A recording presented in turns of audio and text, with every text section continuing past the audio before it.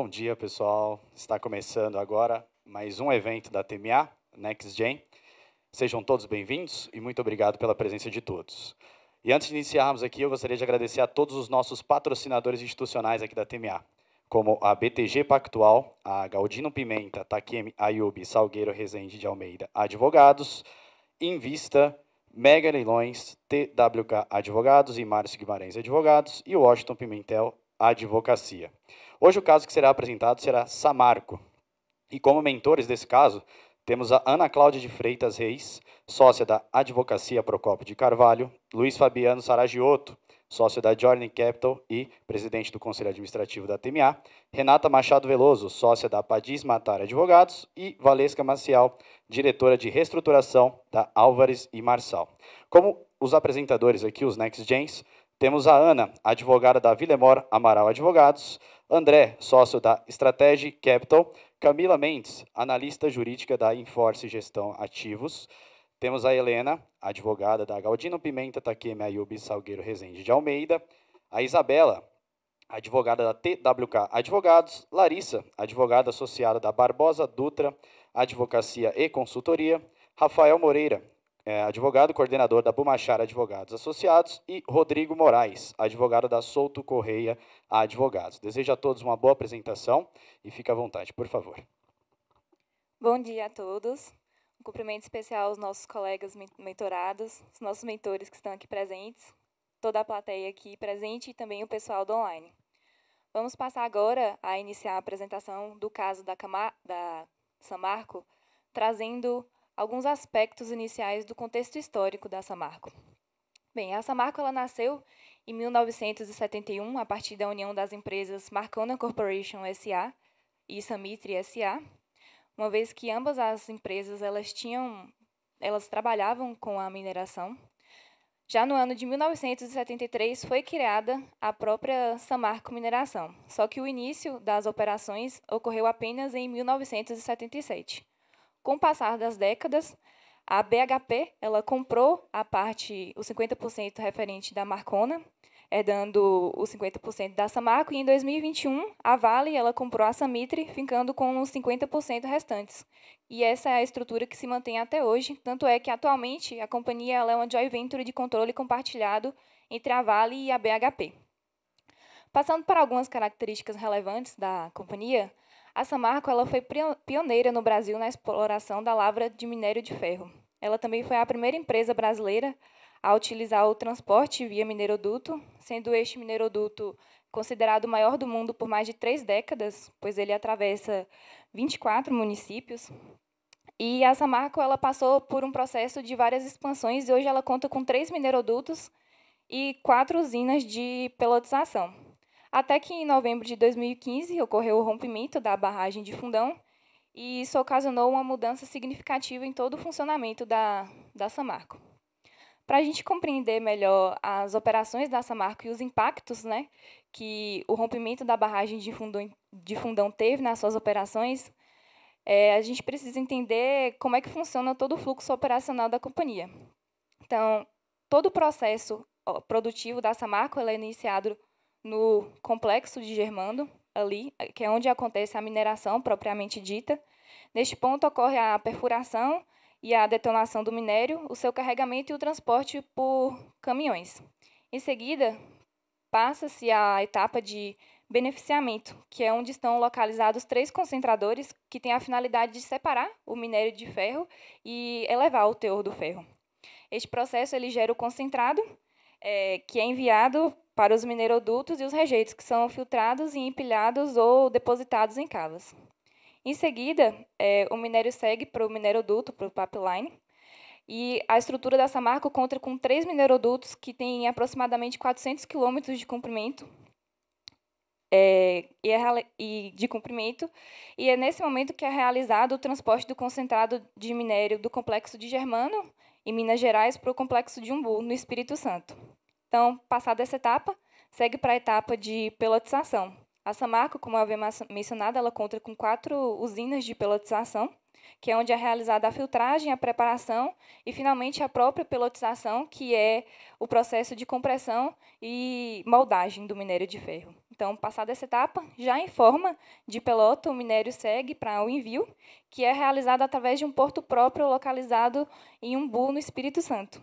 Essas pelotas elas são transportadas por correias diretamente ao navio dos clientes que aportam no porto. Então, todo esse processo verticalmente integrado da Samarco foi um dos principais fatores que deu ensejo à paralisação total das atividades por conta do rompimento da barragem de Fundão.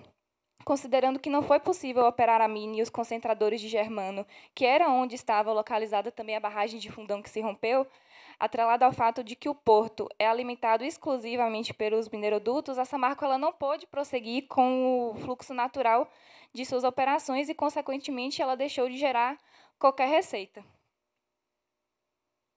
Então, passada essa contextualização acerca dos aspectos iniciais da Samarco e do processo operacional dela, a gente segue agora para as causas do pedido de recuperação judicial. Então, antes do rompimento da barragem de Fundão, a Samarco ela havia contraído uma dívida financeira com o objetivo de realizar investimentos em expansão, que foi especificamente para a construção da quarta usina de pelotização. Essa dívida, a gente pode dizer que era uma dívida segura no sentido de que era perfeitamente adequada à capacidade de pagamento da empresa. Só que esse rompimento, todavia, ele ocorreu no ápice do endividamento financeiro e pouco tempo depois da finalização do ciclo de expansão, após a inauguração da quarta usina de pelotização. Com relação ao próprio rompimento, trata-se de um desastre socioambiental e socioeconômico de prejuízos incalculáveis, sem precedentes na história do Brasil, de dimensões interestaduais e que resultou na morte de 19 pessoas. Por conta dele, houve a suspensão das licenças operacionais da Samarco desde o rompimento em novembro de 2015, já que as vendas dos produtos que eles já haviam em estoque também foram paralisadas com o fim do estoque. Além disso, as medidas de reparação, as ações judiciais em que foram impostos alguns bloqueios de conta bancária e também algumas obrigações de prestação de garantia, também comprometeram significativamente o fluxo de caixa da companhia. Essa suspensão das atividades da Samarco ela permaneceu por 5 anos, com retomada apenas em dezembro de 2020, e esse longo período sem operar se deu em razão da complexidade da obtenção das licenças necessárias para retomar as suas atividades, diante das mudanças regulatórias e ambientais ocorridas após o rompimento da barragem de Fundão que era de propriedade da Samarco, localizada em Mariana, e também por conta do rompimento da barragem de Brumadinho, que ocorreu em janeiro de 2029, e é uma barragem de propriedade da Vale, localizada na região metropolitana de Brumadinho, em Belo Horizonte. Então, em razão desse impacto na Samarco e também considerando os custos adicionais que ela teve por conta da implementação de novos sistemas de gerenciamento e descarte de rejeitos, além das próprias limitações que ela enfrentou para voltar com a capacidade total de sua produção, ela foi obrigada a reestruturar grande parte de sua dívida, especialmente o seu passivo financeiro, uma vez que os credores originais daquela dívida que foi contraída inicialmente com o fim de realizar investimentos em expansão para a construção da quarta usina de pelotização, eles passaram a adotar medidas legais mais agressivas para a execução e pagamento imediato do crédito. Então, por conta do desastre, houve também a celebração de mais de 20 termos de transação e ajuste de conduta, com o principal objetivo de reparação dos danos sociais e ambientais diretamente relacionados ao rompimento, o que também, além de todos os outros motivos já mencionados, ocasionou um relevante impacto econômico nas operações e no funcionamento da Samarco. Então, diante de tudo isso que foi exposto, a Samarco ela recorreu à recuperação judicial, tendo aproximadamente 51 bilhões de reais de créditos concursais, ou seja, sujeitos à recuperação judicial. Então, diante disso, em abril de 2021, o juízo da segunda vara empresarial de Belo Horizonte, ressaltando que a Samarco merecia ter preservado a sua atividade econômica, bem como ressaltando a função social da empresa, ele deferiu o processamento da recuperação judicial da Samarco, bem como determinou a suspensão das ações e execuções movidas em face da Samarco pelo prazo de 180 dias, que é o denominado stay period. Então, passada toda essa contextualização, também é importante trazer, inicialmente, uma linha cronológica acerca dos principais marcos no processo de recuperação judicial da Samarco. Então, como eu falei, em abril de 2021, houve o ajuizamento e o deferimento do processamento da recuperação judicial. Em junho de 2021, houve a apresentação do primeiro plano de recuperação judicial.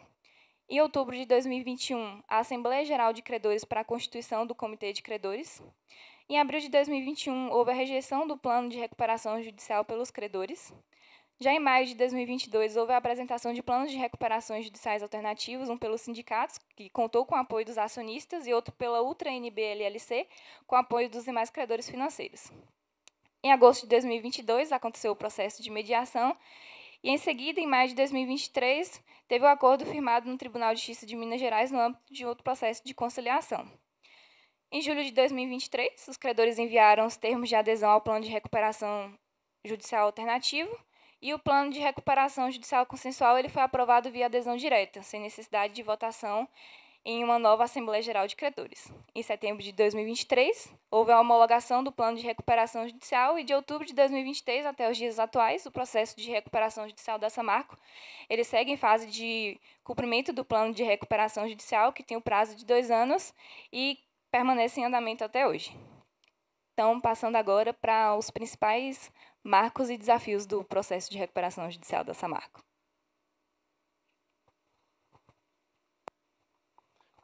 Obrigado, Larissa. Bom dia a todos. Ultrapassada essa questão histórica e desse período pré-recuperacional, a gente sabe que uma recuperação judicial ela nunca acontece do dia para a noite, ela é planejada, ela é estudada, ela é vista por todos os fatores econômicos e jurídicos. E o que me salta aos olhos na recuperação judicial da Samarco, primeiramente, é a riqueza de conteúdo. Eu digo que é uma mina de ouro para quem quer estudar a recuperação judicial, porque nesse processo a gente vai encontrar mais de 40 pareceres sobre diversas coisas, sobre concursalidade de créditos, sobre paridade entre valores de credores acionistas e credores financeiros, sobre plano alternativo. Então, é realmente um processo que foi, com perdão do trocadilho, foi um marco no nosso cenário de insolvência. E outro aspecto interessante é que o processo dessa marca ele foi distribuído em abril de 2021, enquanto as inovações trazidas pela legislação 14.112, cuja promulgação se deu em dezembro de 2020, entraram em vigor em 2021 também. Então, a gente tinha um cenário de incerteza, tanto do lado da recuperanda, quanto do lado do judiciário, porque as inovações elas foram bem significativas na lei.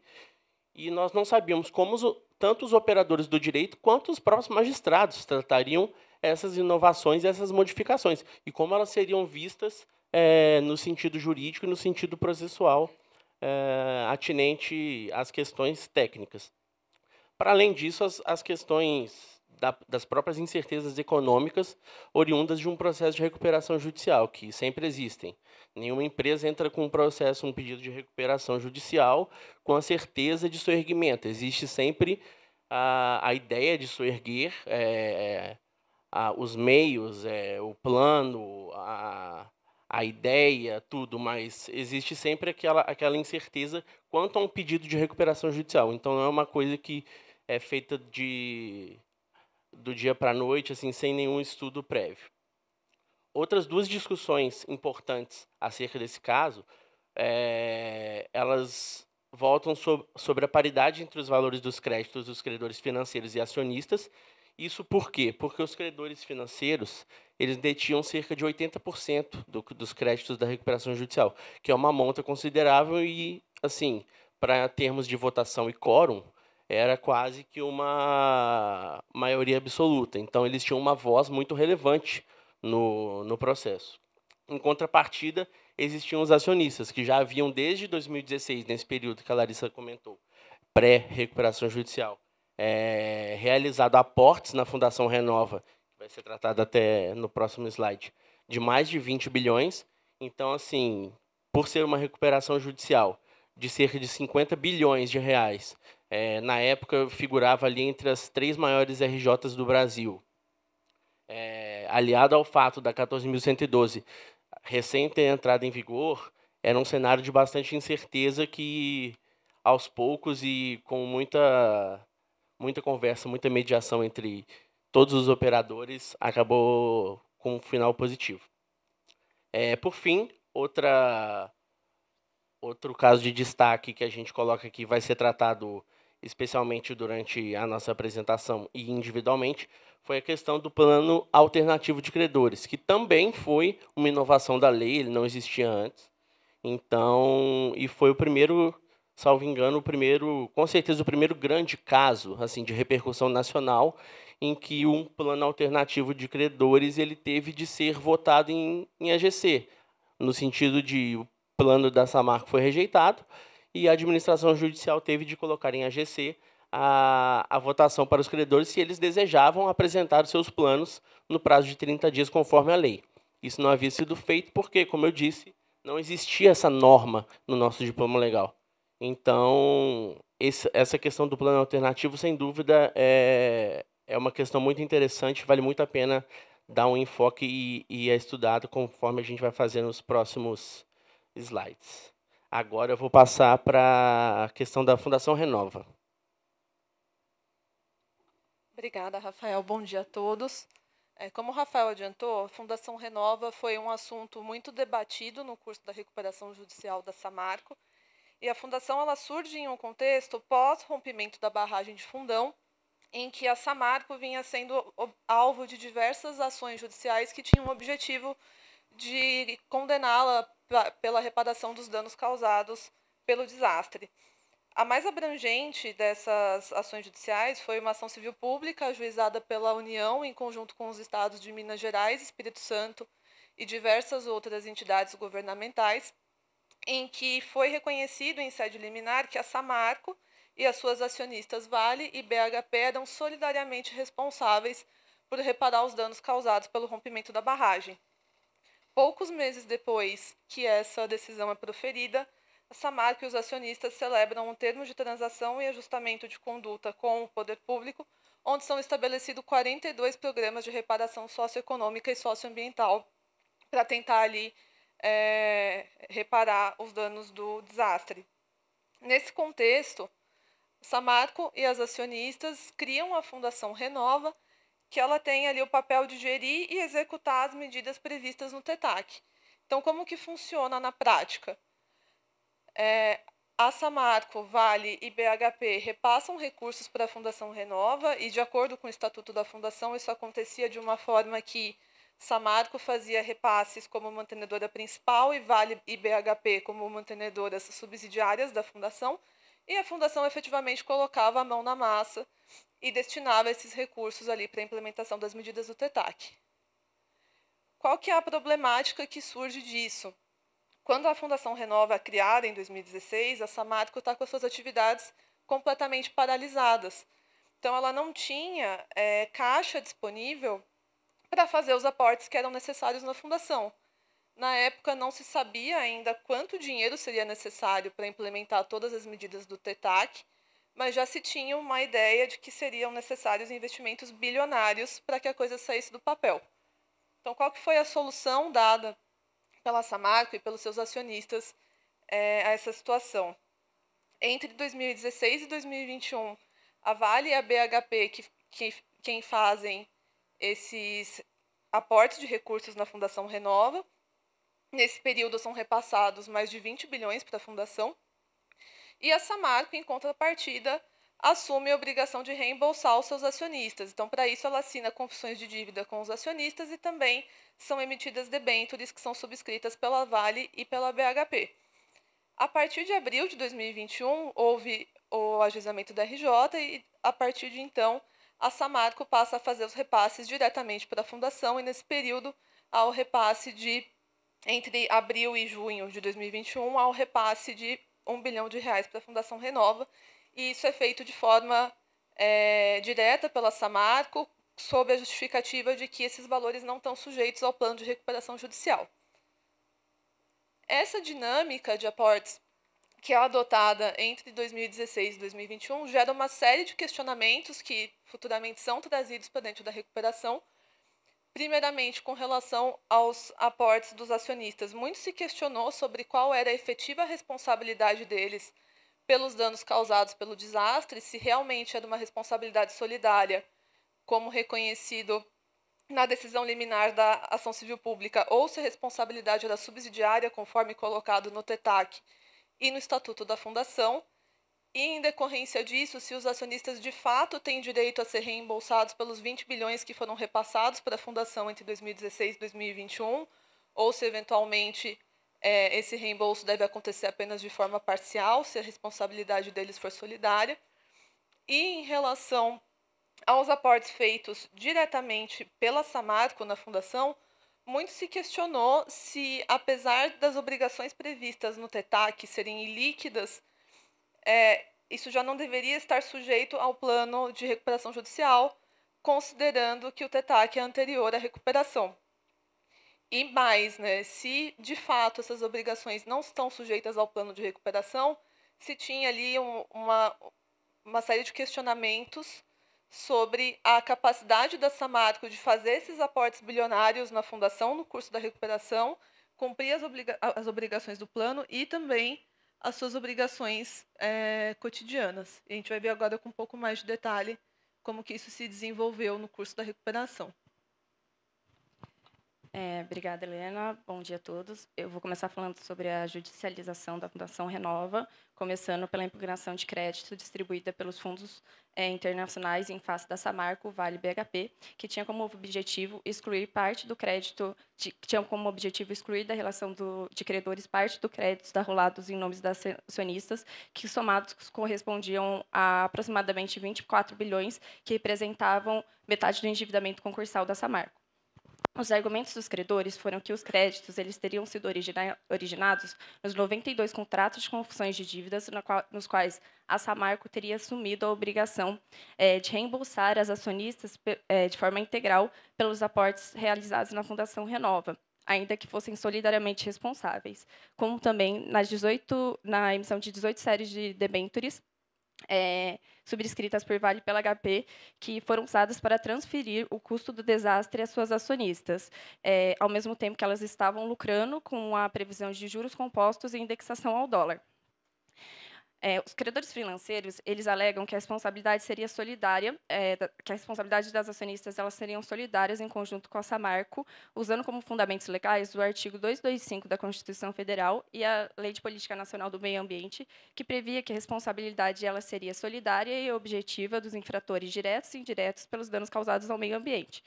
E, assim, diante dessa responsabilidade solidária, também por força do artigo 283 do Código Civil, eventuais direitos de regresso das acionistas relacionados ao desastre deveriam ser limitados a 1/3 do valor e também submetidos aos efeitos da recuperação judicial.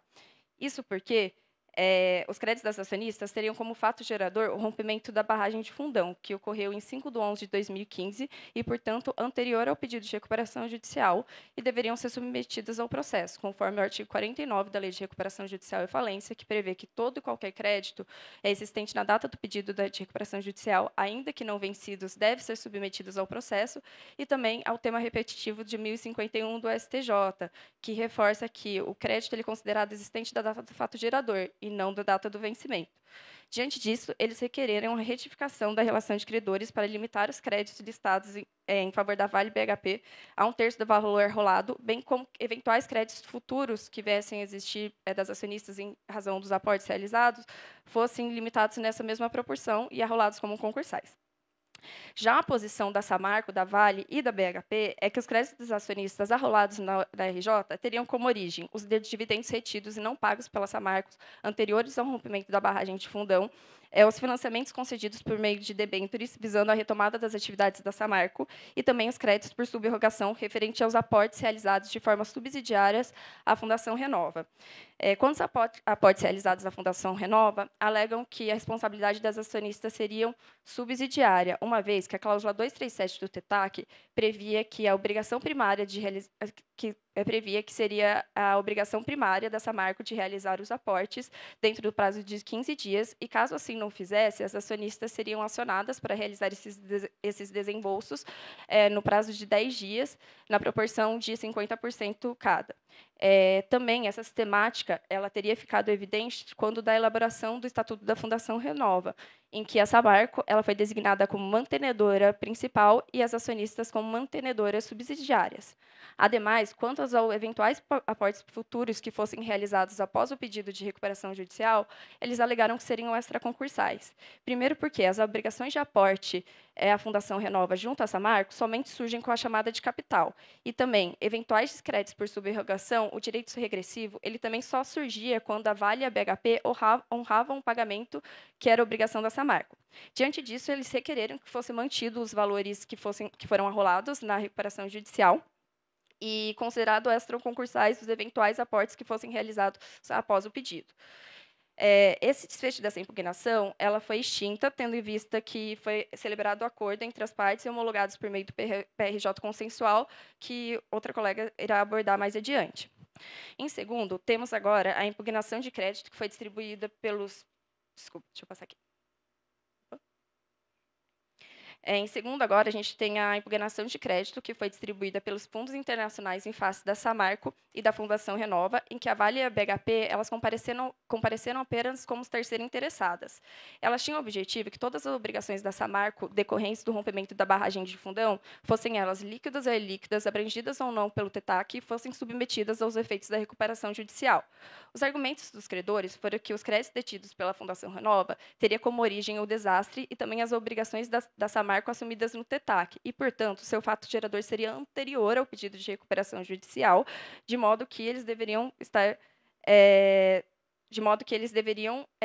ser arrolados como concursal, ainda que os aportes eles sejam periodicamente liquidados e solicitados pela Fundação conforme as necessidades dos programas socioambientais. Nesse caso, a gente teve um pedido liminar, que a Samarco ela fosse impedida de realizar novos aportes até o julgamento final dessa impugnação de crédito, e, ao final, que toda a obrigação da Samarco decorrente do desastre fosse arrolado como concursal em nome da Renova, assim que o liquidada. Já a posição da Renova, Samarco e das acionistas, preliminarmente, alegaram que os fundos eles não teriam legitimidade para requerer a habilitação do crédito da Renova na recuperação judicial, uma vez que somente o credor que deseja habilitar o seu crédito pode, assim, requerer, bem como somente a 12ª Vara Federal de Belo Horizonte seria competente para dirimir as questões relacionadas ao TETAC. Quanto às naturezas das obrigações de aporte, explicaram que não poderiam ser equiparadas como meros créditos financeiros, uma vez que eram recursos destinados a reparações de danos ambientais e sociais causados pelo desastre e somente surgiam com a chamada de capital, de modo que não havia qualquer crédito pré-existente na data do pedido de recuperação judicial que pudesse ser incluído no processo, e com isso seriam extraconcursais. Dessa forma, eles requereram liminarmente que fosse reconhecida a ilegitimidade dos fundos e também competência do juízo para tratar questões da TETAC, e com isso fosse julgado um precedente com reconhecimento que todos os créditos relacionados à Fundação Renova fossem considerados extraconcursais. Da mesma forma, esse incidente foi extinto em decorrência do acordo celebrado entre as partes e homologados por meio do PRJ consensual.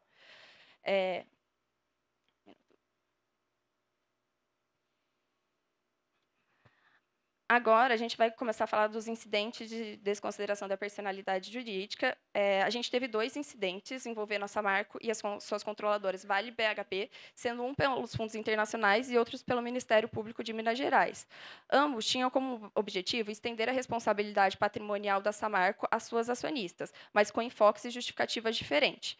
Em resumo, tanto os fundos internacionais como o Ministério Público tentaram responsabilizar as suas acionistas pelos débitos da Samarco, e, para isso, usaram como fundamento o desvio de finalidade, confusão patrimonial e abuso de controle. Para os fundos internacionais, houve desvio de finalidade quando as acionistas transferiram o ônus financeiro do rompimento da barragem de Fundão para a Samarco, como, por exemplo, quando incluíram a cláusula 237 do TETAC para tentar criar uma falsa subsidiariedade entre das acionistas, e também, como dito anteriormente, no Estatuto da Fundação Renova, em que a Samarco ela estava designada como mantenedora principal e as acionistas como mantenedoras subsidiárias. Além disso, ao ponto que a confusão patrimonial teria ficado demonstrado com a celebração dos contratos de confissões de dívidas que foram formalizados dias antes da distribuição do pedido de recuperação judicial e também a emissão de debêntures em condições desfavoráveis à Samarco. Já por o Ministério Público, ele focou na negligência ambiental e na ausência de segurança das operações. Ele apontou que haviam relatórios internos indicando falhas críticas na estrutura da barragem e, mesmo assim, durante a alto do preço alto do preço do minério, continuaram a sua produção de forma agressiva. Além disso, a Vale teria utilizado da barragem de Fundão para depositar os seus rejeitos provenientes da mina Alegria, o que agravou ainda mais a situação. Dessa forma, a confusão patrimonial teria ficado evidente com o uso compartilhado de infraestrutura e recursos entre a Vale e a Samarco. Por fim, tanto para os fundos internacionais como para o Ministério Público, o abuso de controle teria ficado demonstrado quando nomearam os membros de sua confiança, quando as acionistas nomearam membros de sua confiança nos principais cargos decisórios da Samarco, para que estivessem sempre alinhados aos interesses da Vale BHP, mesmo que em prejuízo da Samarco. Em sua defesa, a Samarco e as acionistas elas alegam que não houve nem desvio de finalidade e nem confusão patrimonial, pois somente injetaram capital para manter as operações da Samarco e para que ela conseguisse cumprir com as suas obrigações do TETAC. E também qualquer contrato formalizado entre as partes foi devidamente registrado e auditado. Ainda sustentaram que a Vale e a Samarco elas atuavam de forma independentes, em áreas de mineração distintas e devidamente regulamentadas pelos órgãos reguladores, de modo que qualquer compartilhamento de infraestrutura e recursos teria ocorrido com base em acordos comerciais. Quanto ao abuso de controle, elas alegam que as decisões da Samarco elas não estavam subordinadas as decisões da Samarco não estavam subordinadas às suas acionistas, mas eram sempre tomadas dentro de uma estrutura organizacional da empresa, conforme o estatuto social. Nesse caso, o desfecho dos incidentes, tivemos dois desfechos nesses incidentes. Enquanto dos fundos financeiros foi resolvido por acordo, o IDPJ do Ministério Público foi julgado improcedente por ausência de provas. Agora a gente vai falar sobre os planos.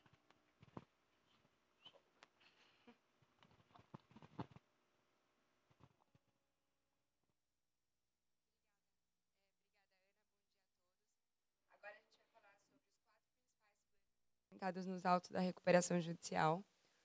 O primeiro, o plano da recuperanda, que foi rejeitado em Assembleia Geral de Credores em segunda convocação, em abril de 2022. Vamos passar pelo plano alternativo de credores apresentado por 2 grandes grupos de credores, em maio de 2022, e terminar com o plano de recuperação judicial consensual, homologado pelo juiz da recuperação em agosto de 2023. E, durante esse período, vamos passar pelas principais discussões e fatos tidos nos autos até então. Vamos começar pela Assembleia Geral de Credores, que rejeitou o plano da Samarco. A Assembleia aconteceu em 18 de abril de 2022, por meio do qual os credores deliberaram pela rejeição do plano da recuperanda.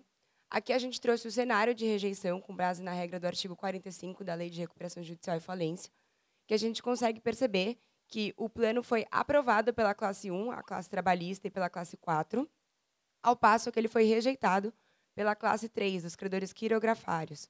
E um ponto importante que a gente já trouxe aqui desde o início, e que foi objeto de discussão nos autos, foi justamente a expressiva representatividade dos credores financeiros na recuperação judicial. Isso porque, dentro da classe dos créditos quirografários, os credores financeiros tinham uma participação de 82,5%, e 82,9%, ao passo que tinha uma representatividade de 82,5% dos créditos totais sujeitos à recuperação judicial. Agora a gente vai passar um pouquinho para o plano que foi rejeitado.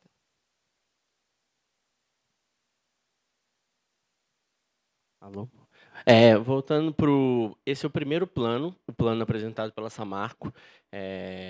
Tratando-se de planos de recuperação judicial, a gente tem sempre que ter em mente que todo um trabalho realizado, um trabalho de análise econômica e de viabilidade, para que o plano seja possa ser cumprido. Ninguém apresenta um plano nos autos para que ele não possa vir a ser cumprido. Então, a Samarco apresentou um plano que, no momento em que for apresentado, representava as condições econômicas com as quais ela podia aderir e cumprir, e assim não deixar o pagamento dos credores não ocorrer. Como foi dito, ele foi aprovado pela classe 4 e pela classe 1. Na classe 1, a gente não tinha um deságio e a previsão de pagamento era uma parcela única com IPCA e 1% ao ano. E para a classe 4 também bem parecido, sem deságio, parcela única, com pagamento iniciando 30 dias a partir da homologação do plano. O interessante é ver que, quanto a esse primeiro plano, o aspecto mais relevante eram os credores quirografários, financeiros e acionistas. Para esses credores em específico, a Samarco fez 2 opções de recebimento. Isso muito pelo dinheiro que ela tinha em caixa para pagar. Ela não tinha dinheiro em caixa para adimplir essa classe 3 em sua totalidade ou num curto período de tempo. Então, ela ofereceu essas 2 opções. Uma primeira opção, que é essa de baixo, eu vou chamar de opção quirografárias gerais, que apresentava 95% de deságio, um deságio mais agressivo, mas justamente pela projeção de caixa da empresa, então justificado, com parcela única de 60 dias da data do fechamento contábil, sem encargos.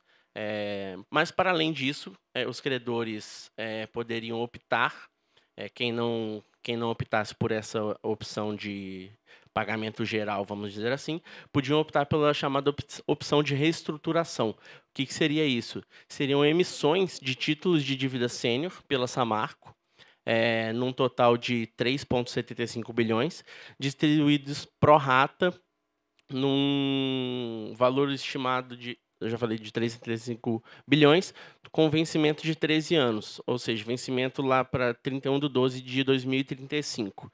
Esse foi um grande ponto de discussão, porque envolvia justamente os credores financeiros e acionistas, que eram quem detinham, como foi dito anteriormente, o maior percentual da RJ. Então, assim, o voto deles era de extrema importância e essencial para uma aprovação ou rejeição do plano. Dito isso, a Samarco também ofereceu uma condição especial para fornecedores parceiros, que é comum e atinente a planos de recuperação judicial, principalmente de grandes empresas, que fornecedores parceiros ficou definido no plano como aqueles que não pararam de distribuir matéria-prima, prover insumos para a empresa, que é o que dá justamente a possibilidade da empresa manter as suas operações e, então, conseguir o seu erguimento. Para além de financiamentos e tudo mais, é preciso que os fornecedores acreditem que a empresa tem condições de se recuperar e continuem fomentando esse empreendimento para que o seu erguimento de fato ocorra. Quanto à Fundação Renova, restou consignado nesse primeiro plano, novamente, que foi uma construção. Ele foi apresentado primeiramente em 2021 e chegou na GC em 2022, com alguns aditivos, justamente para tentar chegar a um consenso entre devedor e credores. E ficou no plano que, durante o período de 5 anos após a data da homologação, a Samarco faria aportes à Renova. Aí tem os montantes ali: em 2023, 300 milhões, 2024, 250 milhões, 2025, 200 milhões, 2026, 150 milhões e 2027, 100 milhões. Um aspecto interessante é que, como não houve uma mudança significativa no, vamos chamar assim, no endividamento total da empresa pós relação de credores da Jota, pós a GC e a aprovação do plano consensual, a estrutura de capital da empresa estava preparada para conseguir cumprir o plano consensual após as negociações. Isso que foi um grande diferencial e que propiciou tanto as negociações quanto, de fato, os credores principais financeiros e acionistas entrarem num consenso quanto ao pagamento e à concessão e da recuperação judicial. Agora a gente vai dar uma olhada em como que foi essa questão da rejeição dos planos pelos credores. Bom, para justificar a rejeição ao plano, os credores financeiros apresentaram uma manifestação de voto, por meio da qual eles alegaram, em síntese, que o plano da Samarco seria um instrumento protelatório, isso porque a Recuperando e as acionistas teriam postergado ao máximo a realização da Assembleia destinada à votação do plano. O plano teria sido elaborado em benefício das acionistas controladoras, uma vez que as condições apresentadas apresentam tratamento igualitário aos credores quirografários que não são partes relacionadas, seria um plano desconectado da realidade, uma vez que não atendia à real capacidade financeira e operacional da companhia, além de ser um plano permeado de abusos e ilegalidades, ao prever deságio excessivo aos créditos quirografários. E, diante da rejeição do plano, no mesmo ato, a presidência convocou aos credores a votarem para a concessão do prazo de 30 dias para que fosse apresentado um plano de recuperação judicial pelos credores.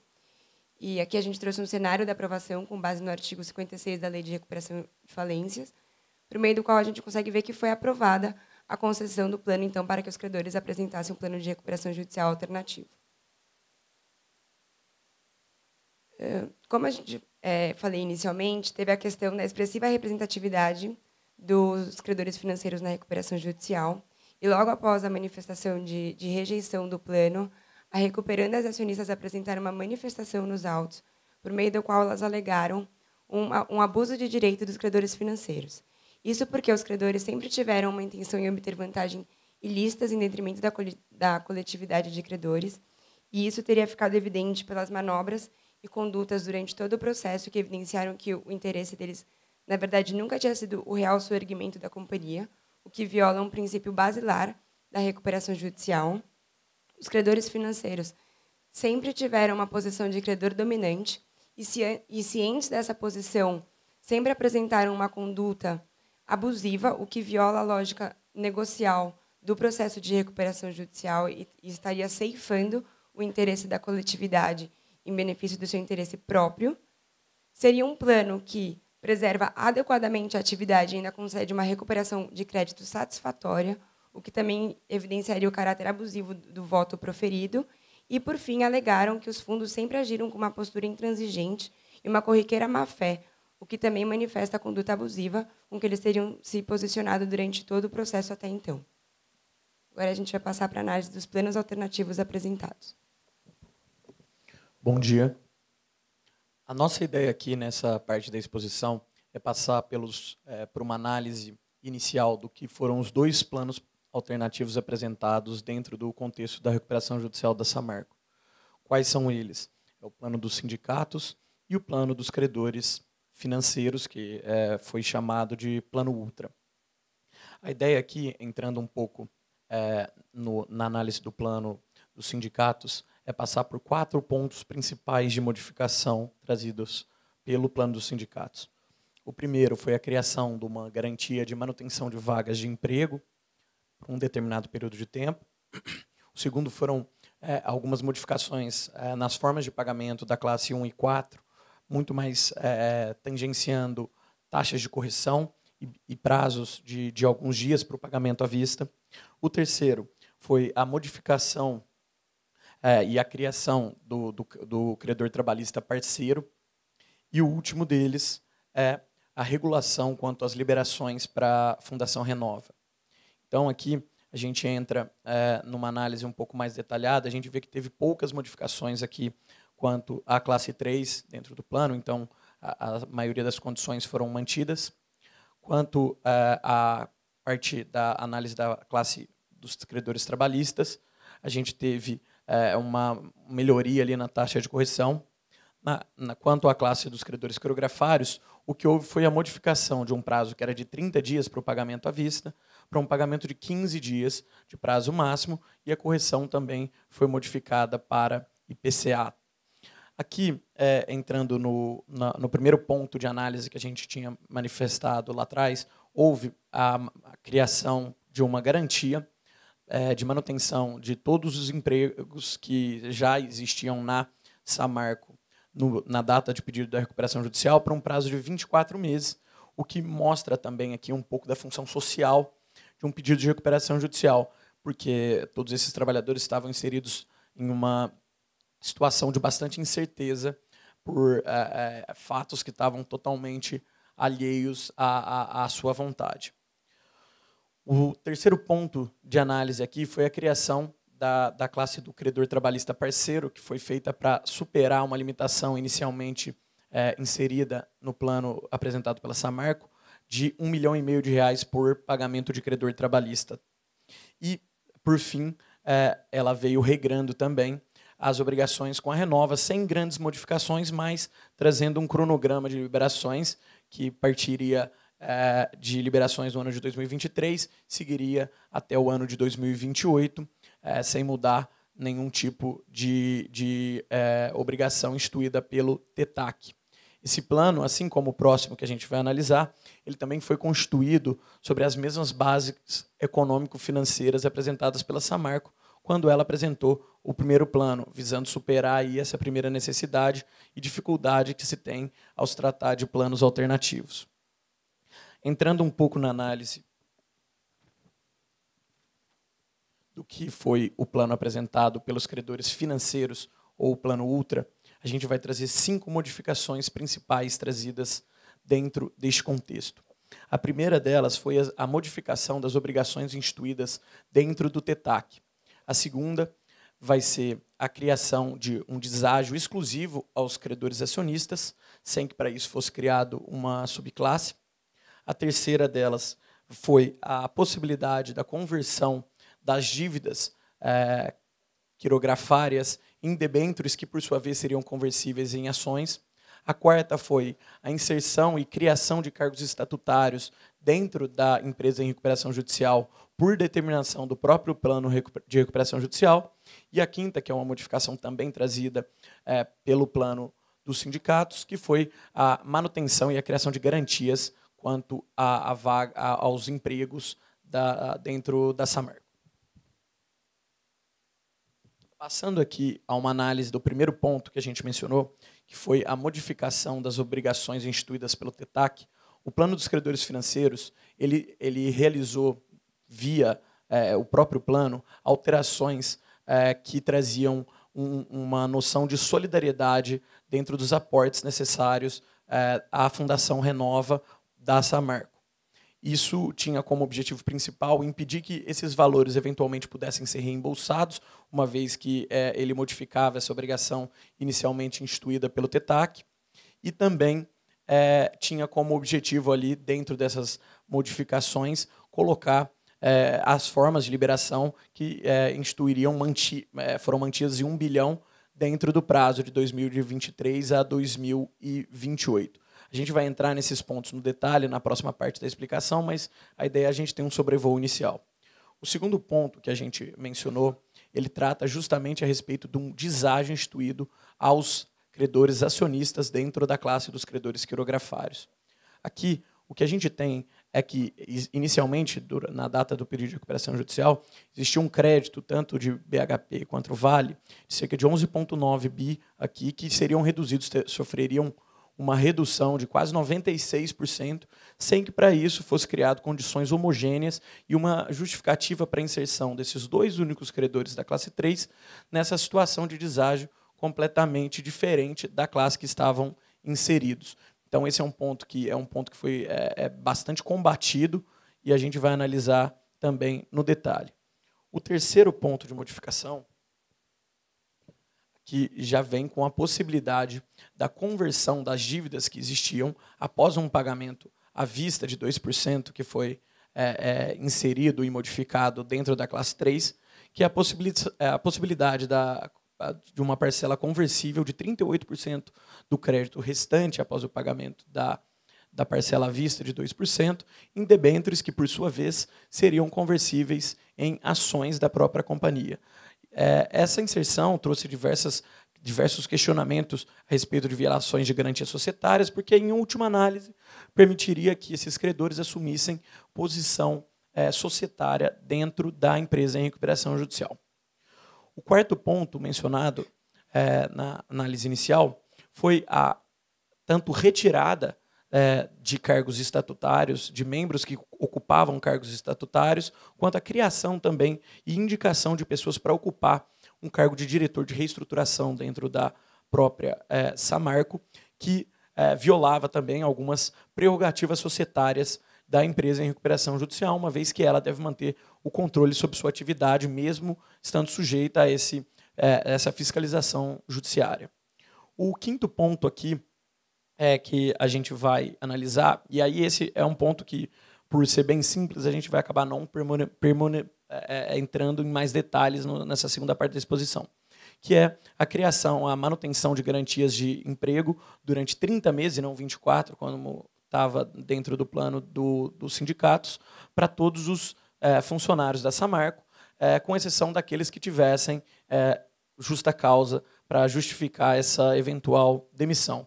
Então, a gente finaliza essa primeira parte da exposição, que é basicamente um sobrevoo, para poder, de fato, entrar na análise jurídica de cada um desses pontos que a gente inicialmente colocou aqui. Bom, agora a gente vai passar pelas reações apresentadas em face dos planos alternativos apresentados pelos credores. Vamos começar pela reação tida em face do plano dos sindicatos, começando pela reação da recuperanda e das acionistas. De modo geral, as acionistas e as recuperandas entenderam que o plano dos sindicatos não difere em sua essência do plano apresentado pela recuperanda, apesar de contemplar pequenas melhorias a algumas classes de credores.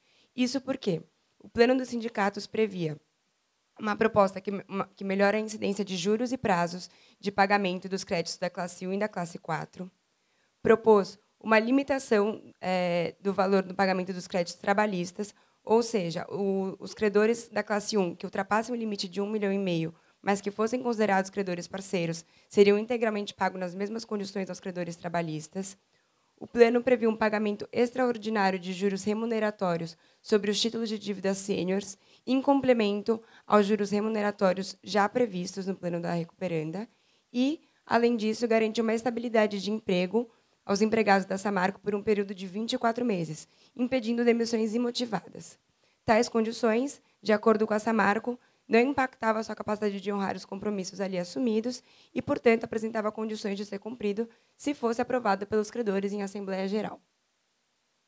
Em contrapartida, os credores financeiros também apresentaram uma manifestação em atenção ao plano dos sindicatos, por meio do qual eles alegaram que o plano dos sindicatos é, em essência, o plano da Samarco. Isso porque ele manteve as mesmas condições de pagamento apresentadas aos credores da classe 3, ao passo que apresentou mínimas melhorias aos credores da classe 1 e da classe 4, que já haviam votado favoravelmente pelo plano da recuperanda.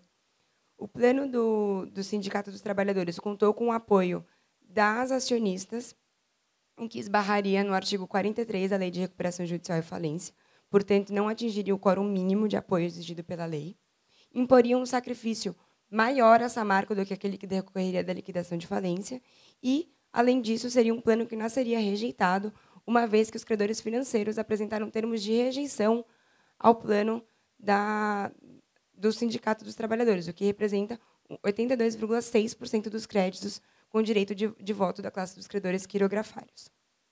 Agora a gente vai passar à reação do plano apresentado pelos credores financeiros. A recuperando as acionistas entenderam que o plano apresentado pelos credores financeiros seria ilegal e inviável do ponto de vista econômico-financeiro, por não atender os requisitos da Lei de Recuperação Judicial e Falência.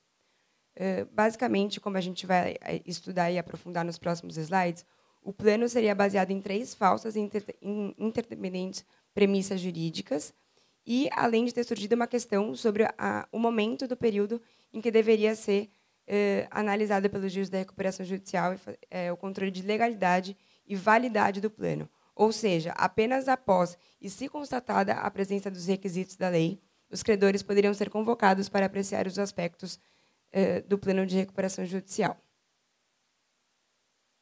Um primeiro ponto que foi objeto aqui de objeção pela recuperanda e pelas acionistas controladoras foi a cláusula 11, justamente porque a recuperanda e as acionistas entenderam que houve uma alteração das bases negociais do TETAC.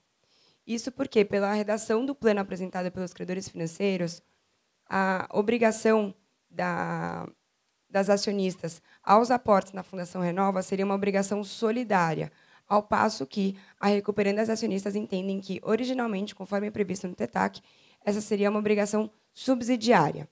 E um outro ponto seria o fato de que o plano de recuperação judicial apresentado pelos fundos teria limitado o valor anual que a Samarco pode transferir para a Fundação Renova.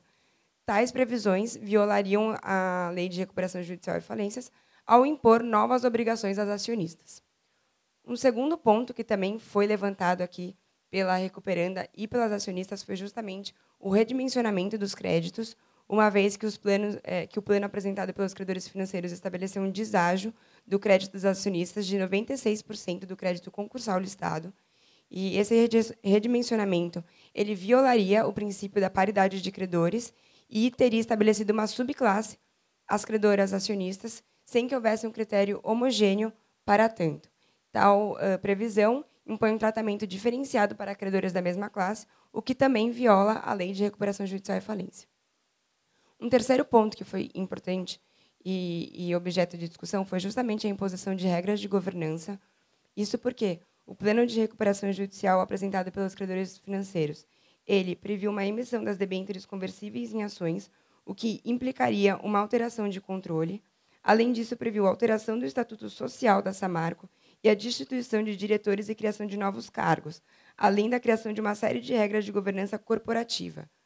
Acionistas e as recuperandas alegaram que tais disposições violariam a legislação societária e também não poderia ser aceito e submetido à deliberação pelos credores.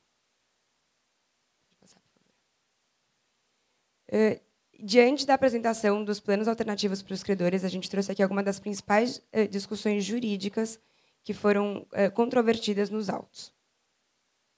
O primeiro ponto foi justamente o momento do controle de legalidade do plano alternativo para a verificação dos requisitos do artigo 56 da lei.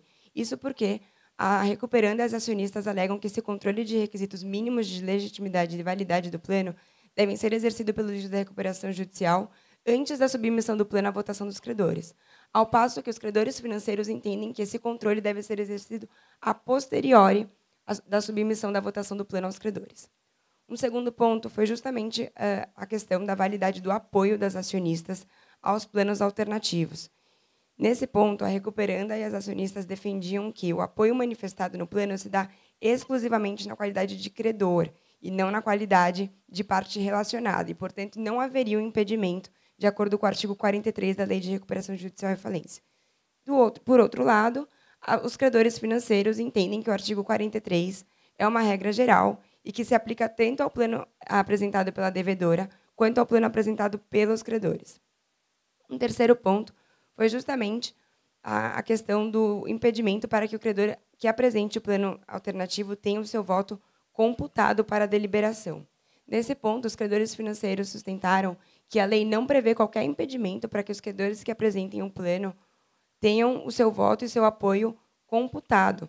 E a regra do artigo 43 não se aplicaria nesse ponto, justamente porque não são partes relacionadas, não se enquadraria o conceito de partes relacionadas.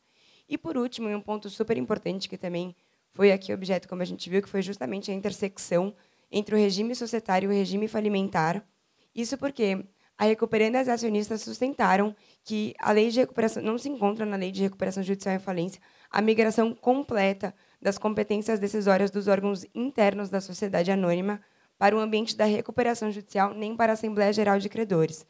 Sendo assim, tais direitos e prerrogativas seguem sujeitos ao regime da lei societária, portanto, devendo observar a lei das sociedades anônimas. Ao passo que os credores financeiros entendem que deve prevalecer a Lei de Recuperação Judicial e Falência, por ser uma norma especial sob a Lei das Sociedades Anônimas, que é uma norma geral. E, dessa maneira, se admite que os direitos dos acionistas e da companhia sejam flexibilizados, tanto quanto os demais direitos envolvidos na recuperação judicial. Diante de todas essas movimentações e controvérsias e fatos ocorridos até aqui, a gente vai analisar agora as decisões e desdobramentos que tiveram nos autos.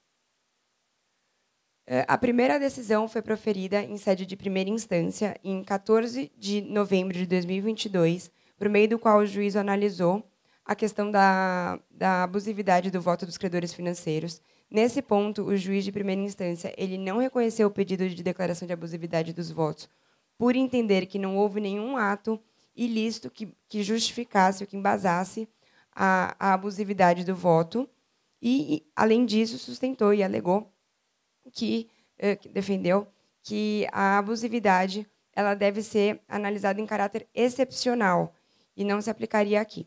Um segundo ponto foi justamente o pedido de apoio das acionistas controladoras.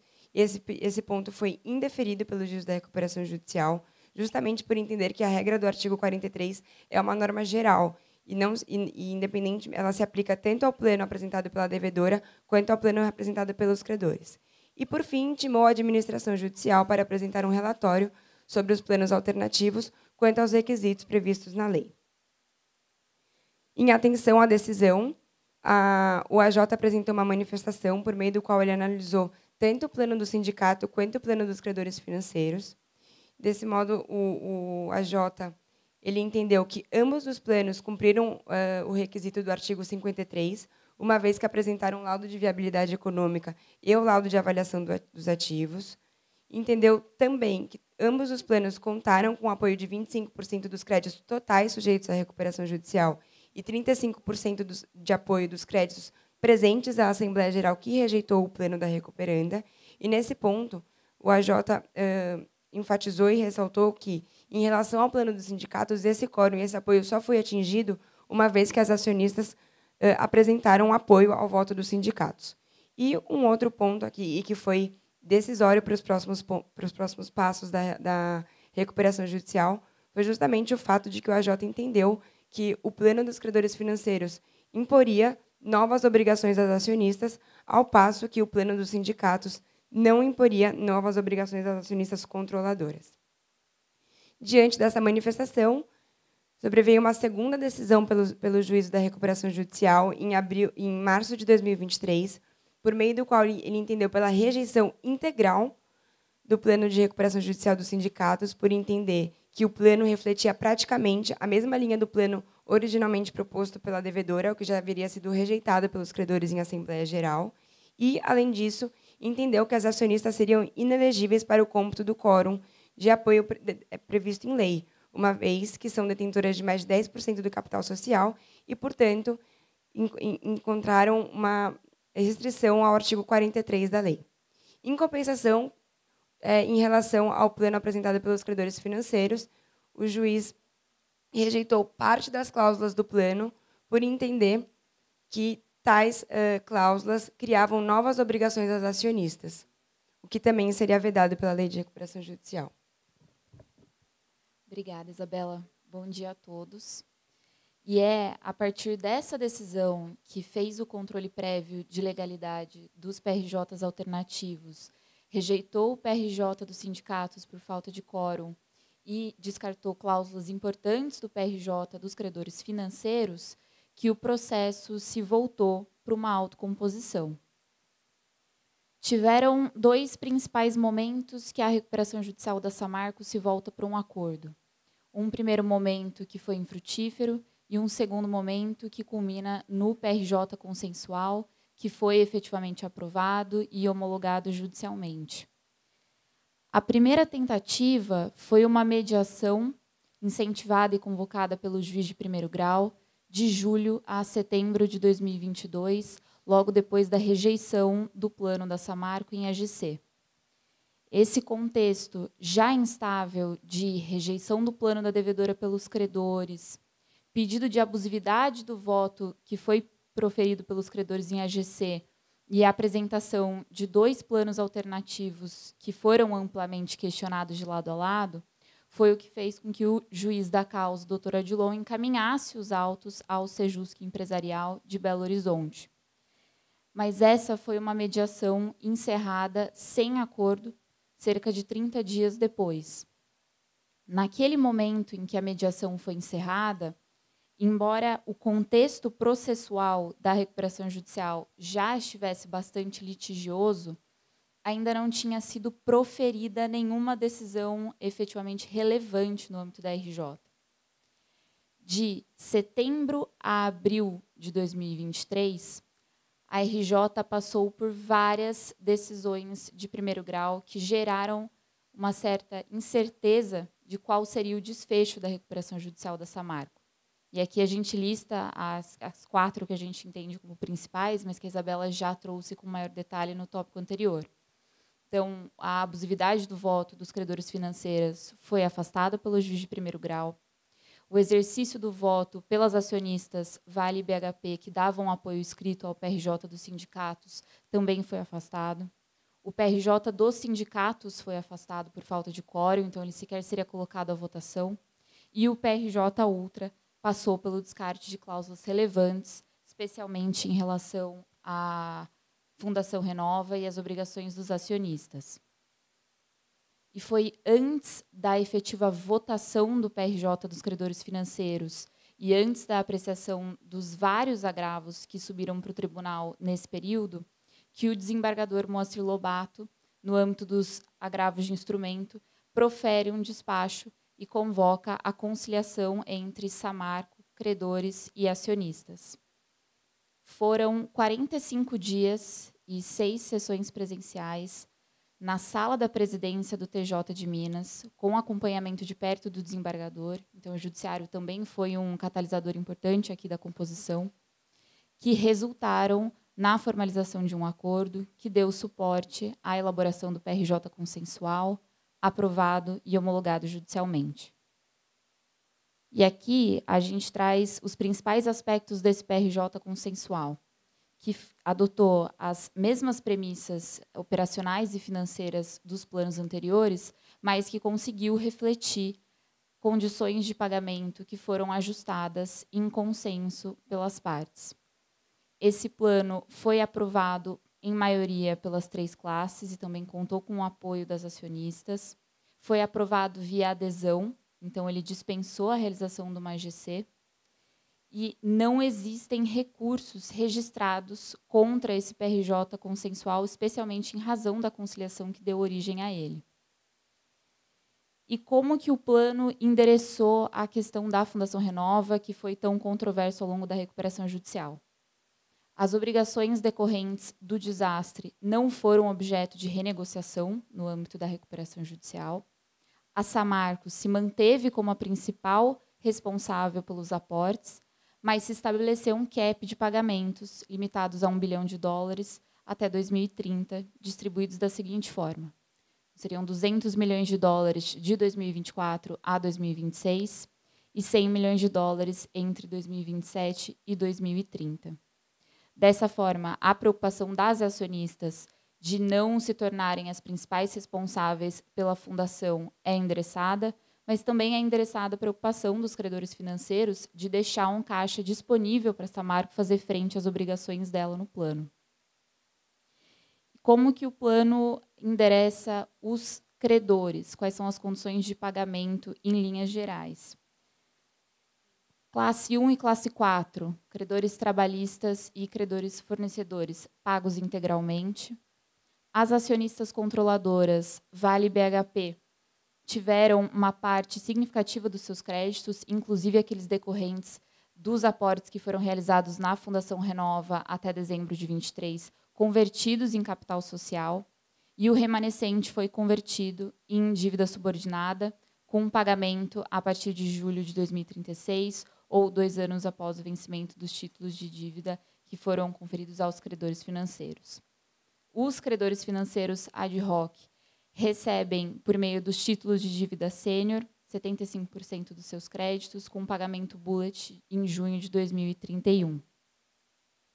A decisão que homologou o plano de recuperação judicial da Samarco determinou a fiscalização judicial por 2 anos expressamente, então essa é uma RJ que deve permanecer ativa até 2025, e já está nos autos o primeiro relatório técnico de cumprimento do plano referente aos credores trabalhistas. Agora a gente vai passar para a análise financeira desse plano consensual. Obrigado, Camila. Bom dia a todos. Assim como a gente analisou as questões do PRJ consensual pelos seus termos, a gente pode também analisar como o endividamento ele foi reestruturado especificamente em números. Então, o que a gente pode verificar é que, num primeiro momento, no início da recuperação judicial, o endividamento que estava em discussão na recuperação envolvia quase 57 bilhões de reais, e sua reestruturação ela pode ser dividida entre o endividamento com terceiros e o endividamento com os acionistas.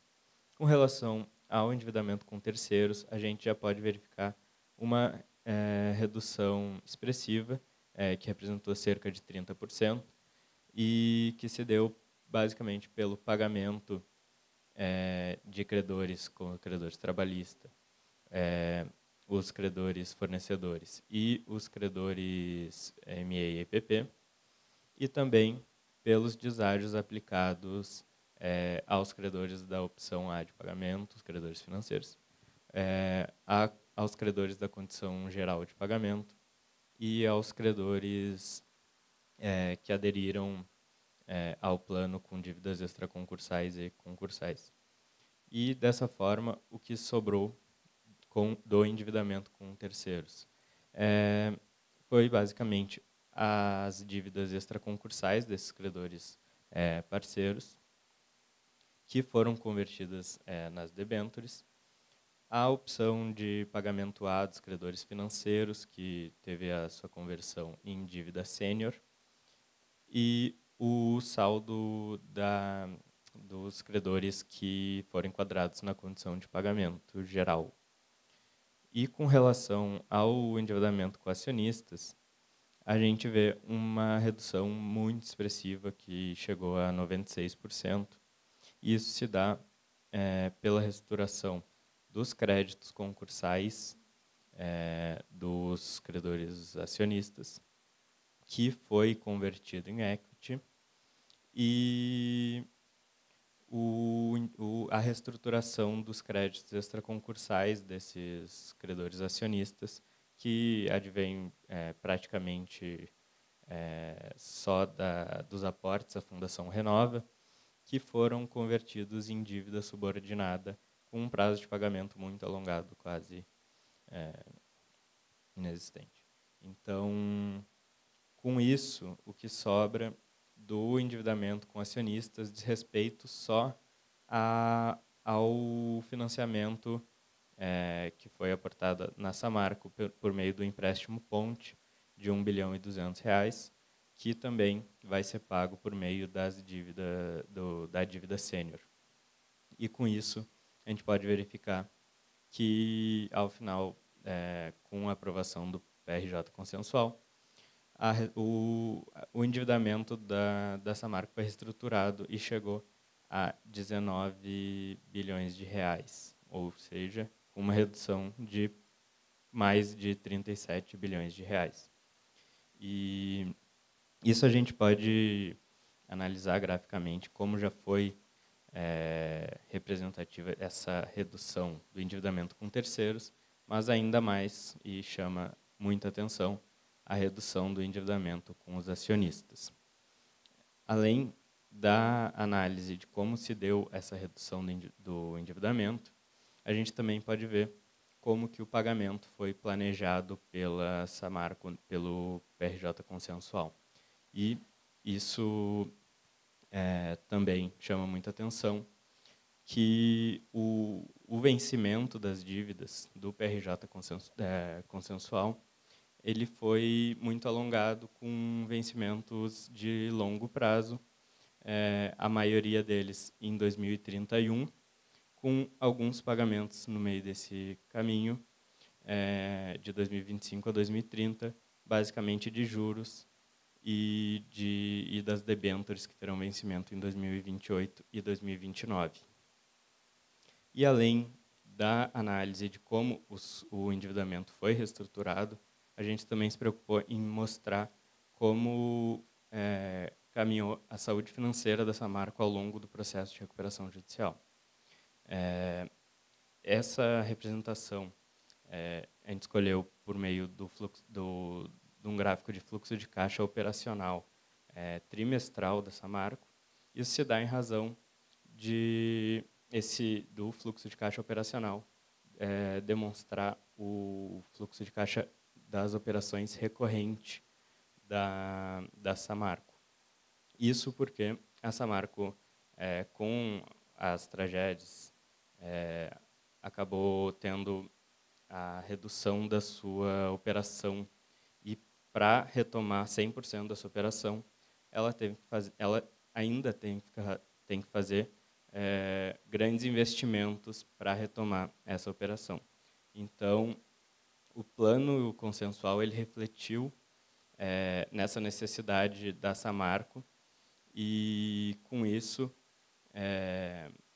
a geração de caixa ela é muito direcionada a essa retomada operacional que é representada ali pela linha amarela nos investimentos de CAPEX e descaracterização das barragens.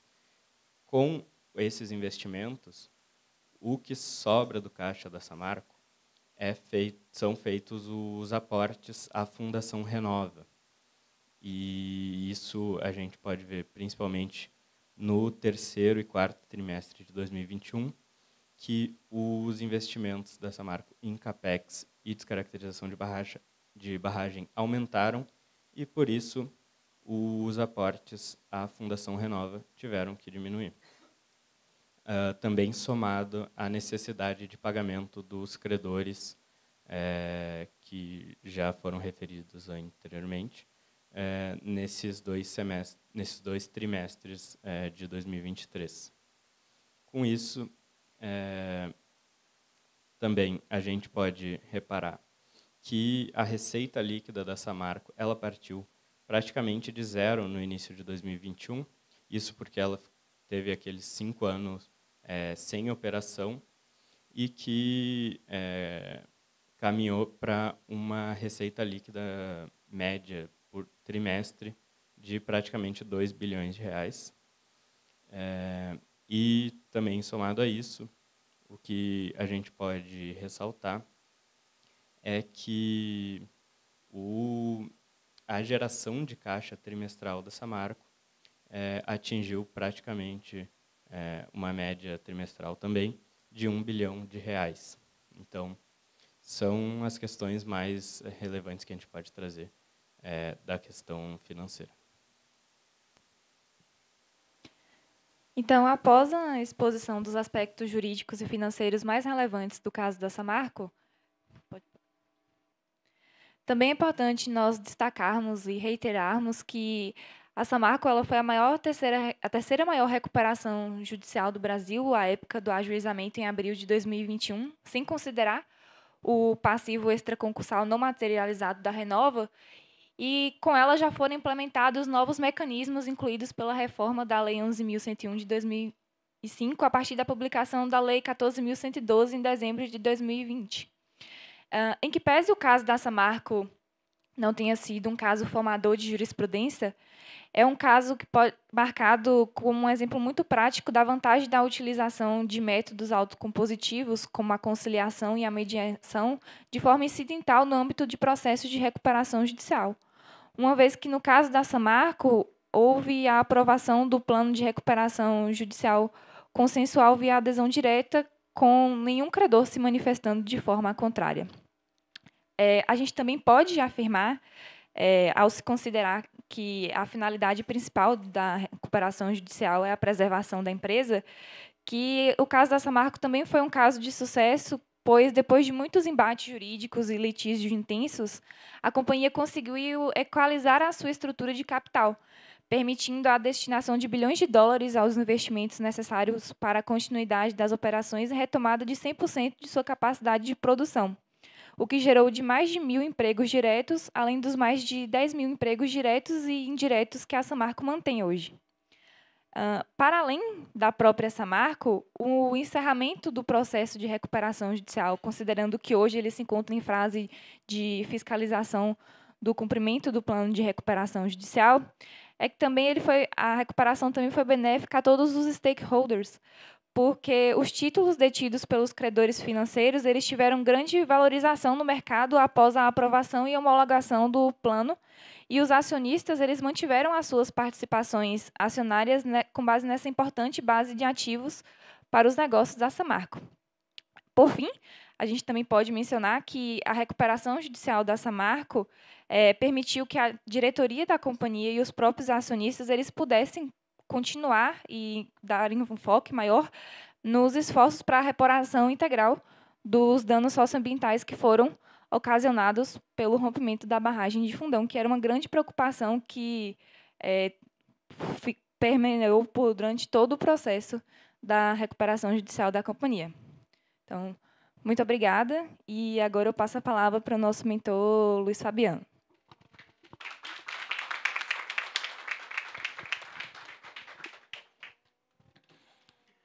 Obrigado a todos. Que maravilha, né? É poder reviver esse caso tão emblemático. Eu tive o privilégio de estar à frente da Samarco nessa epopeia, e vocês conseguiram uma missão que a gente até se questionava se era possível, que era resumir os principais pontos de uma maneira brilhante. Então, eu acho que eu falo por nós quatro, né, nós mentores aqui, eu, Renata, Ana Cláudia e Valesca, estou muito orgulhoso de vocês aqui, Ana Júlia, André, Camila, Helena, Isabela, Larissa, Rafael e Rodrigo. Vocês fizeram um trabalho brilhante, deixando esta apresentação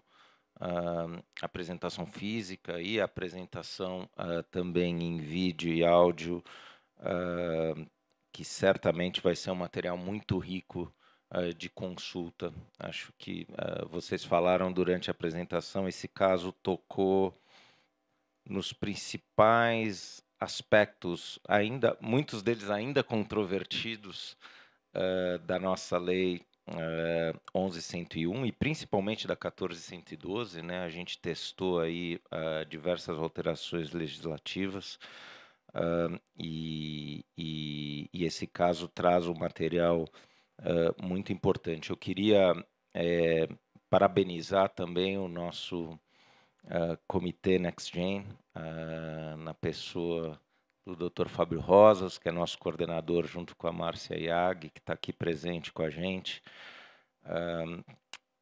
Eu tenho para mim, de maneira enviesada, por ter sido mentor, que aqui se cumpriu o maior objetivo do NextGen, né, hoje, de trazer jovens empenhados, profissionais de escritórios e gestores financeiros renomados, com atuação multidisciplinar, para se debruçar sobre um caso complexo e poder resumi-lo. Então, realmente, parabéns. E já apareceu ali na telinha, a gente tem a enorme honra de contar hoje conosco aqui com o desembargador Moacir Lobato, foi o desembargador relator, que foi quem esteve à frente desse processo longo, mas a parte, acho que mais importante dele, né, doutor Moacir, que foi o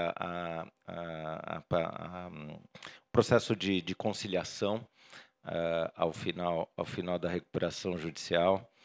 E queria agradecer a presença do senhor aqui com a gente, e ter a oportunidade de ouvi-lo também nas percepções desse processo tão emblemático para o setor, emblemático para a nossa prática, para Minas e para o Espírito Santo, e acho que para o Brasil como um todo. Muito obrigado pela presença do senhor conosco aqui nessa manhã. Pois não, meu bom dia a todos. É a minha alegria de poder participar da finalização de um evento tão extraordinário, tão bacana. Essa iniciativa do TMA, NextGen, e eu tive a oportunidade de ouvir o finalzinho da exposição e, gentilmente, o Fabiano me encaminhou algumas lâminas e com informações que eu mesmo desconhecia. Eu queria cumprimentar Luiz Fabiano Saracioto, Ana Cláudia, Renato e Valesca, que eu sei que estão aí, mas eu não tenho essa imagem. Queria cumprimentar todos e parabenizá-los por essa iniciativa. E diria muito rapidamente, pedindo mais uma vez desculpas, porque eu estou aqui na PUC, acabei de dar uma aula e desde 10h20 nós estamos tentando ingressar com um certo grau de normalidade, mas ainda não foi possível totalmente. Eu só queria dizer, basicamente, duas coisas. A primeira delas, e a mais importante, que foi realçada por todos aí, é que a recuperação judicial da Samarco, como todos sabemos, não decorreu de uma crise econômico-financeira, como que está preconizada no artigo 47 da Lei 11.101. Ela decorreu de um acidente, de uma fatalidade, de algo que todos nós sabemos o que significou e quais foram as suas consequências. Ora, a partir daí já haveria um quadro de profunda alteração no receituário comum das recuperações judiciais. Era e foi um caso atípico. Esse é o primeiro aspecto. O segundo aspecto, que me parece relevante, é que eu me convenço, e gentilmente o Fabiano me chama de desembargador, e ele sabe disso, né? Eu me aposentei no dia 31 de agosto e estou esperando a reativação da minha carteira de advogado. Portanto, fiquei 12 anos no tribunal, foi uma experiência muito interessante, mas não estou mais na ativa. Mas levo comigo algumas experiências extraordinárias, Samarco inclusive, Samarco principalmente. Mas o que eu estava dizendo é que o segundo aspecto que chama a atenção é o fato de que temos todos a consciência de que a decisão judicial, seja ela qual for, principalmente se ela for apurada do ponto de vista técnico, com jurisprudência, com doutrina, com uma interpretação correta da legislação, por um juiz singular, por um tribunal estadual, ou pelo próprio Superior Tribunal de Justiça, muitas vezes a melhor decisão não corresponde à melhor possibilidade de encaminhamento e de solução do problema. Isso eu tive muita consciência, felizmente, desse aspecto, e até hoje, queridos amigos aqui de Minas, de São Paulo, do Rio, de outros lugares, dizem assim, olha, nós estávamos esperando para iniciar a jurisprudência nesse caso. E ela não veio, disse assim, ainda bem que não veio.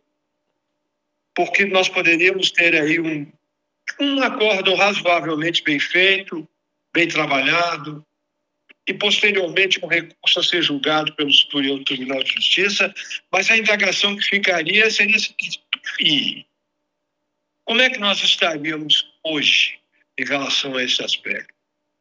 De modo que isso não é uma panaceia que sirva para qualquer solução, mas é preciso que reconheçamos que nem sempre o judiciário, por melhor que sejam os esforços, terá condição de resolver, de solucionar problemas. Esse foi um aspecto muito interessante e acho que todos nós tivemos consciência disso.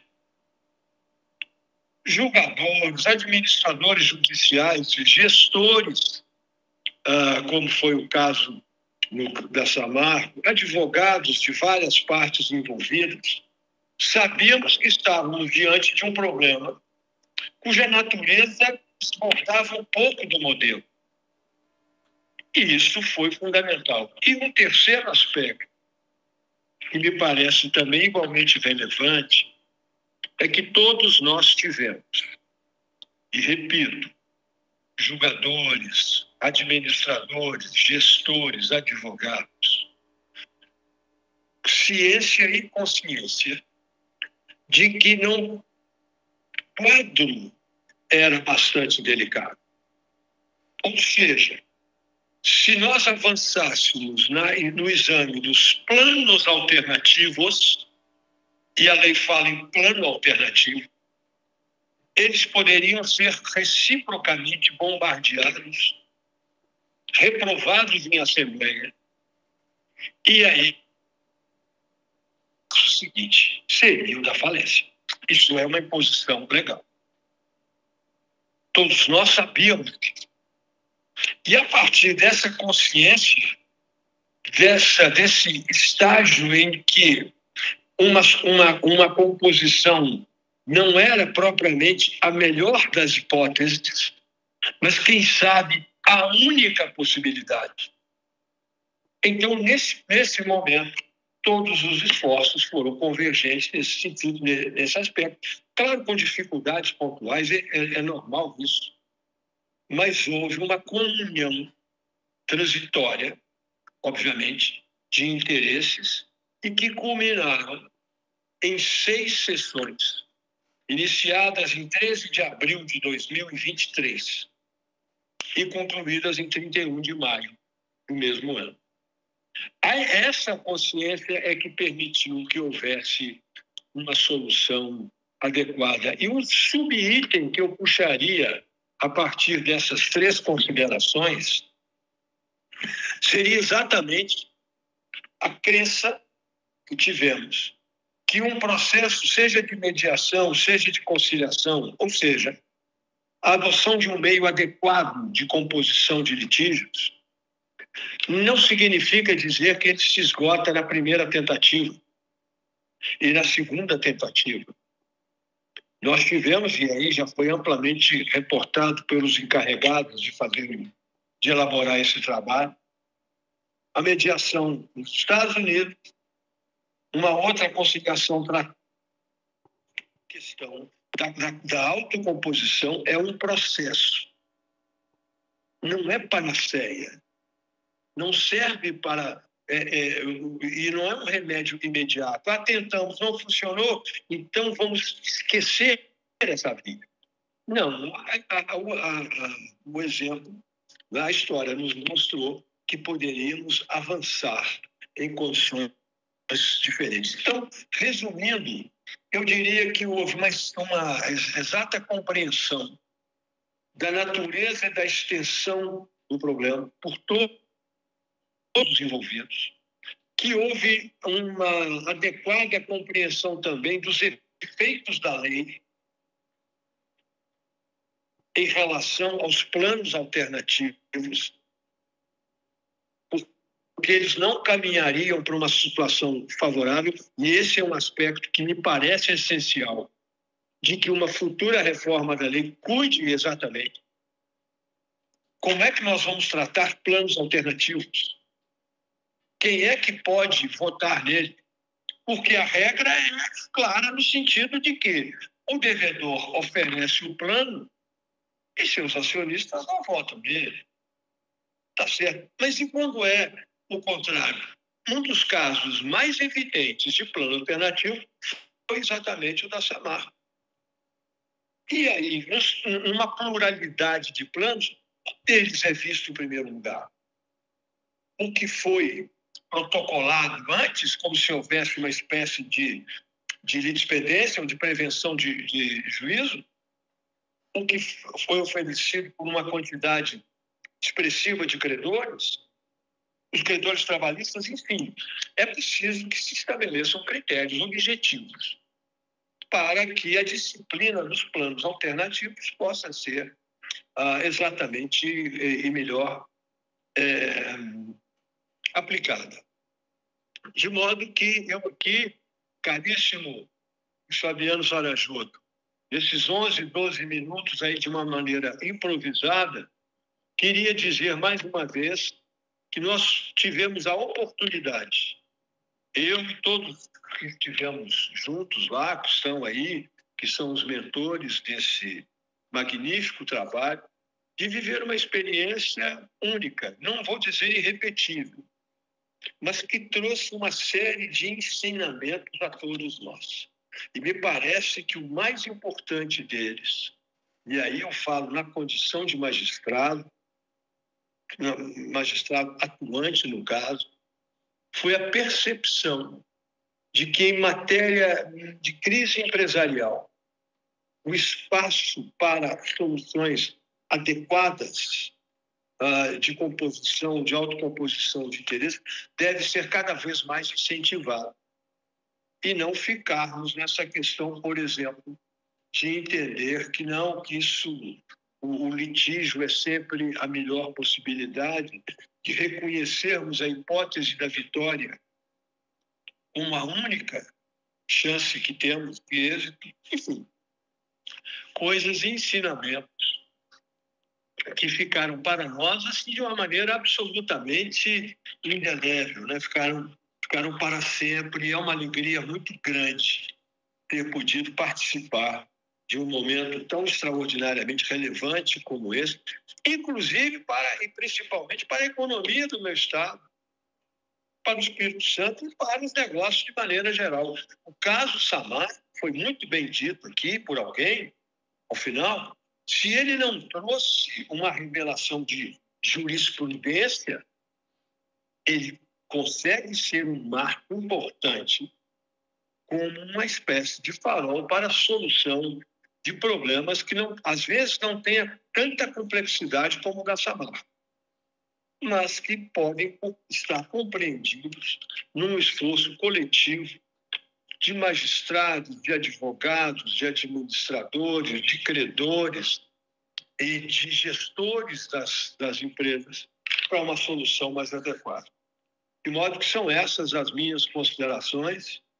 Mais uma vez, eu peço desculpas pelo fato de não ter podido me apresentar tal como imaginava, tal como desejei, mas dizer que é uma alegria muito grande estar aqui e repito que estarei sempre à disposição do TMA para uma iniciativa tão bacana e tão oportuna como essa. Muito obrigado a você, Dr. Moacir, em nome da TMA aqui, acho que de todos. Agradeço muito o depoimento. Mais uma vez, parabenizo pela brilhante condução do caso. Vou confessar aqui que o fato de não ter gerado jurisprudência gera uma certa frustração na gente, né? Porque eu fico sonhando, às vezes, com as conversas internas daquele gabinete, para onde que estava indo, mas esse é mais um mistério que vai ficar para os anais da história. mas muito bom. Doutor Moacir, mais uma vez, muito obrigado pelo seu depoimento, acho de vital importância aqui para todos nós e para os mentorandos que brilhantemente fizeram esse trabalho, para também saberem da importância desse caso, né? Mesmo para um desembargador da sua envergadura. Então, muito obrigado a todos, obrigado pela participação online e presencial aqui. Acho que foi uma honra e um prazer aqui participar dessa apresentação. Não podia deixar de me manifestar, realmente fiquei encantada com o resultado final, a apresentação hoje, vocês estão de parabéns. Mas queria dar esse depoimento como mentora, assim, é uma experiência muito rica também, nos desafia, porque tira a gente do lugar que a gente esteve, né, no processo, a gente tem que olhar para o todo.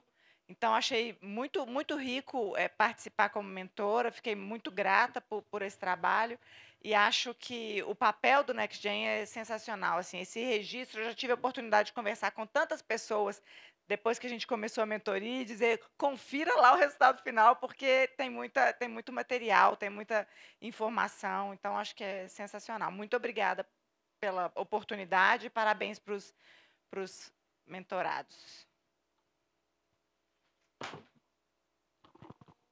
Bom, também queria dar parabéns, bom dia a todos, parabéns para os mentorados, vocês realmente fizeram um trabalho incrível, incansável, né? Porque a gente fez uma apresentação semana passada, já vimos que foram mudando, evoluindo, e tem muita coisa mesmo no caso, como o Rafael disse, essa mina é uma mina de ouro para quem quer se aprofundar em vários aspectos aí da recuperação judicial, principalmente com as inovações da Lei 14.112.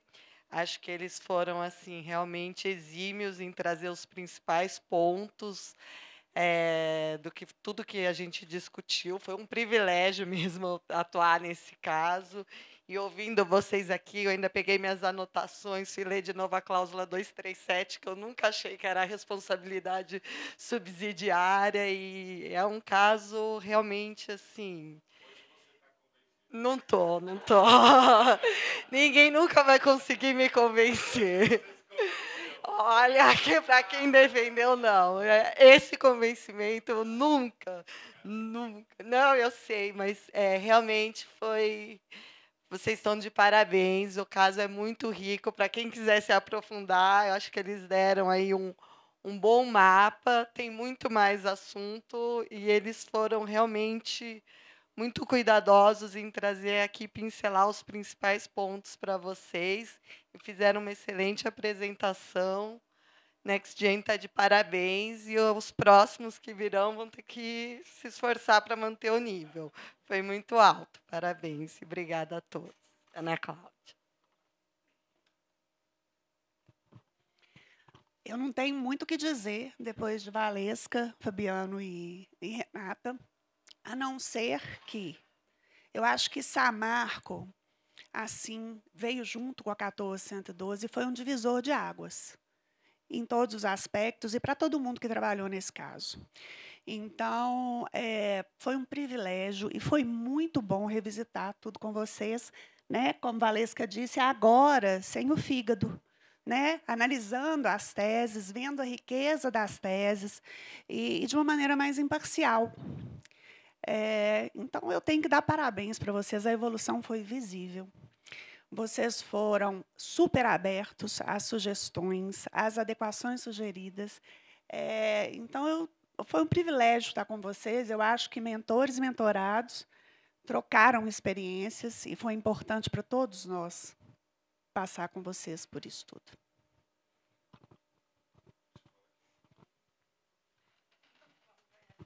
Só concluir em nome do NextGen, porque está aqui o Renato Boranga também, em nome da Márcia, agradecer todo mundo, agradecer os mentores, sem eles, né, que já atuaram no caso e se dispõem aqui também a dedicar o seu tempo e orientação, passando a experiência para os mentorados, enfim, que são os jovens profissionais. Essa é a ideia do NextGen, como falou o Fabiano. Acho que hoje, sem dúvida, foi cumprida. Fiquei orgulhoso também. Gostei que o Fabiano reconheceu, que é importante, o nosso presidente aqui reconhecendo também o nosso trabalho.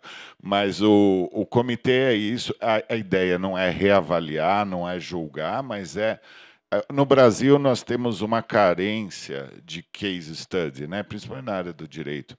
A gente fala muito de jurisprudência, que até talvez aqui um dos aspectos do caso não criou jurisprudência, mas criou uma grande prática. Mas criou uma grande prática, as maiores discussões, tem 40 pareceres um caso desse. Então, assim, e na verdade autocomposição, que é o espírito da lei. A lei foi criada em 2005, não para esperar que o julgador, e vamos ouvir aí o desembargador, né, que o doutor Marcelo Lobato, que vai nos trazer a visão dele, mas não é a intenção da lei, não era ter decisão judicial final, né, sobre disputas. Ela foi incidental, foi sendo criada, e a tradição brasileira, infelizmente, é litigiosa, né? E a cultura brasileira, inclusive de negócios, é litigiosa. A autocomposição é muito recente. No mundo, influenciada por alguns países mais avançados, desenvolvidos comercialmente, mas a gente fica numa tradição ainda muito burocrática, antiga, que tem que acabar. Acho que a palavra final aqui do caso, que eu também aprendi, com vocês aqui revendo e etc., a intenção é simplesmente analisar um caso com a distância histórica e poder dar aos jovens profissionais a oportunidade de ter o contato com os profissionais que atuaram e poder desenvolver os conceitos. Espero que os jovens sejam menos litigiosos que os velhos, como eu, e como alguns da minha geração que ficam precisando ter decisão para resolver as questões.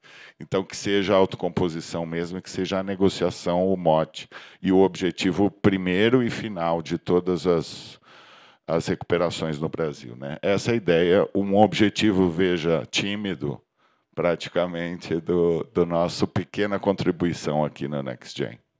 Oi, bom dia. Não, parabéns ao grupo, viu? E eu acho que eu tenho uma perspectiva interessante nesse caso, que, como eu comentei com alguns, eu trabalhei como assessor financeiro no período que foi desde que os assessores foram contratados, um pouco depois lá do desastre, até um pouquinho antes da recuperação judicial. Então, vocês trouxeram para mim aqui justamente a parte que eu perdi, né? Então, para mim foi super interessante. Eu acho que eu consegui um overview legal, assim, parabéns, tá? Muito legal mesmo. E como acho que o pessoal já falou, o objetivo é realmente deixar aí para a posteridade. Acho que cumpriram o papel, tá? Parabéns. Pessoal, só queria deixar um recado para vocês. Não deixem de acompanhar a TMA nas redes sociais. Estamos próximos do nosso congresso, dia 24 e 25 de outubro. Então, faça a sua inscrição, aproveite esses 2 dias que serão intensos, com muito network, muito debate intensivo. Então, participem, façam a sua inscrição. Fora isso, também temos os nossos seminários. Teremos seminários em BH, em brevemente, dia 24 de setembro, e teremos também dia 1º Florianópolis. Então, por favor, façam a sua inscrição e participem também com a gente. Bom, dito isso, agradeço a presença de todos vocês, agradeço aos NextGens e até a próxima, pessoal.